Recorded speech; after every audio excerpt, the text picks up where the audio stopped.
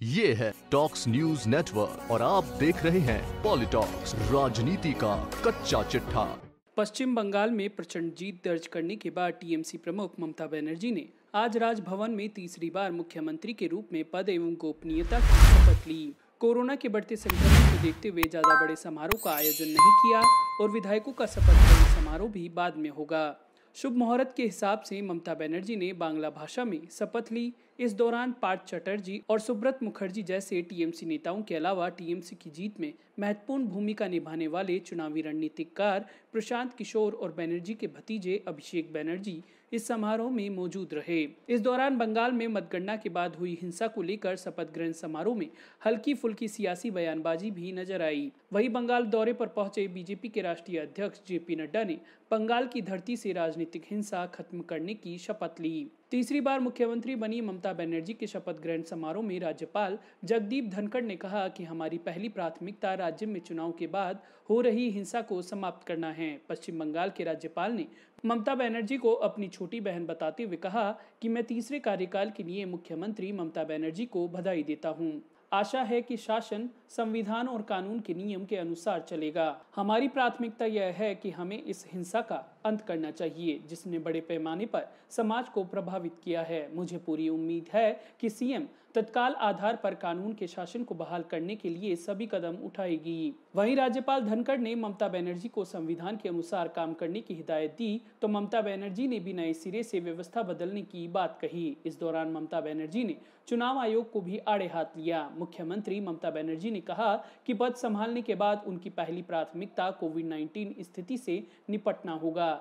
इसके साथ ही सीएम ममता बनर्जी ने सभी राजनीतिक दलों से शांति सुनिश्चित करने की अपील की। ममता बनर्जी ने चुनाव आयोग पर निशाना साधते हुए कहा कि अभी तक सब कुछ चुनाव आयोग के अधीन था। चुनाव आयोग ने काफी अधिकारियों को बदल दिया था। मैंने अभी शपथ ली है, अब मैं नए सिरे से व्यवस्था करूंगी। ममता बनर्जी ने कहा कि अब हम गड़बड़ियों से सख्ती से निपटेंगे। वहीं टीएमसी सुप्रीमो ममता बनर्जी के शपथ लेने के बाद प्रधानमंत्री नरेंद्र मोदी ने भी ट्वीट कर ममता को बधाई दी। पीएम मोदी ने ट्वीट में लिखा, पश्चिम बंगाल के मुख्यमंत्री के रूप में शपथ लेने के लिए ममता दीदी को बधाई। उधर बंगाल में हिंसा को लेकर 2 दिवसीय दौरे के दौरान बीजेपी के राष्ट्रीय अध्यक्ष जेपी नड्डा ने टीएमसी पर जमकर निशाना साधा। जेपी नड्डा ने कोलकाता स्थित बीजेपी कार्यालय में कार्यकर्ताओं से कहा कि जैसे जैसे नतीजे आए हैं वैसे वैसे यहाँ राजनीतिक हिंसा का तांडव देखने को मिला है। यह लड़ाई हम निर्णायक मोड़ तक लड़ेंगे। नड्डा ने आगे कहा कि प्रधानमंत्री के बंगाल को विकास की मुख्य धारा में लाने के संकल्प को